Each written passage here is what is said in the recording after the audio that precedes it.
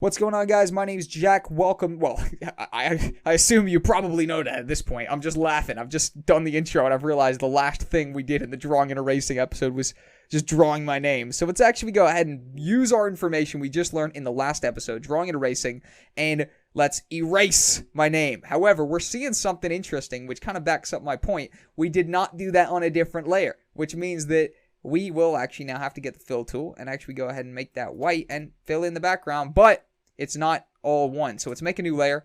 Let's make that white. Let's delete the previous layer. All right, so no messing around. Let's make multiple layers. But that right there was drawing and erasing.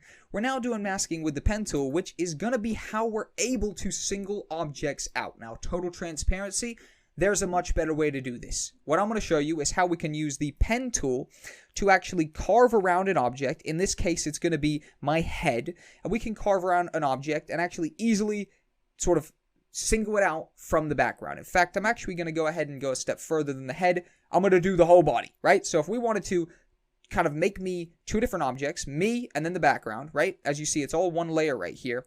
We would want to mask around me. So what I actually want to do is I want to zoom into my hand, sort of a portion to start with, and I want you guys to draw an outline fully around me, right? Or I'm going to draw an outline fully around me. In fact, the reason I'm saying you guys can as well is because I'll leave this image to download in the resources. So, I mean, if you guys really want to, you can follow through. Now, like I said, there is a much better way to do this. It's a much quicker way to do it. But for us to fully appreciate how useful that method is, I want to show you guys the long way. So let's actually proceed just to chop around me as a person, right? I'm an object. We want to single me out.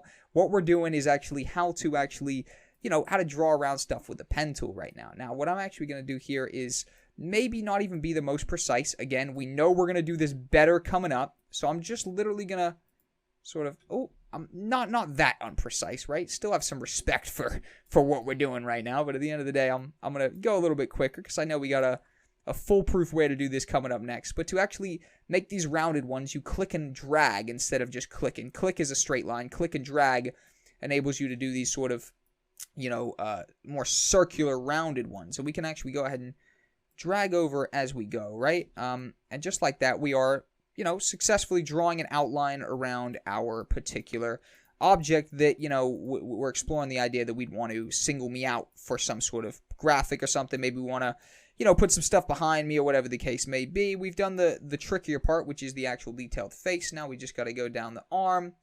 Nice and simple, nice and simple, nice and simple. And we are approaching the end of this effect right here. But essentially what we've done is we've highlighted a specific section. We've chopped something out, right? And it is something that's a little bit useful maybe for smaller objects. For an object like this, seems like it might have been a little bit over an overkill. However, we knew that stepping into it, and I just wanted to explore this so we can fully appreciate what's coming up next. But you see, I'm moving a little bit faster with my masks, and I'm going to join them in, and just like that, I can zoom out, and I can actually go ahead and get the mask tool, click in the middle of here, and click Make Selection. Now, what this does is it's going to actually give us the option to press OK. We don't really want to feather around it. I'm fine it just being sharp. And it actually highlights our object. Now what we can do here is press Control-C and Control-V, which is going to copy and paste it. And just like that, we've singled out our object using the masking with the pen tool. Now this is called the pen tool. I just call it masking because I'm used to doing video editing, which is the sort of technique that the pen tool is used for in video production. But overall, it's called the pen tool. And we've been able to use it to actually single out our object, which obviously makes us be able to do anything right now. We could put, a title behind it or whatever the case may be.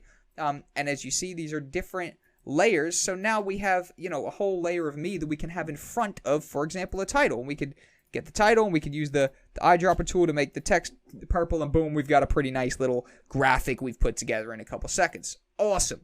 Great stuff. I'm actually going to click here and I'm going to rename this pen tool. Just like that, we've done the pen tool.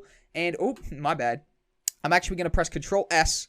I'm going to save this. I'm going to call it just the purple me. Let it get saved anywhere, right?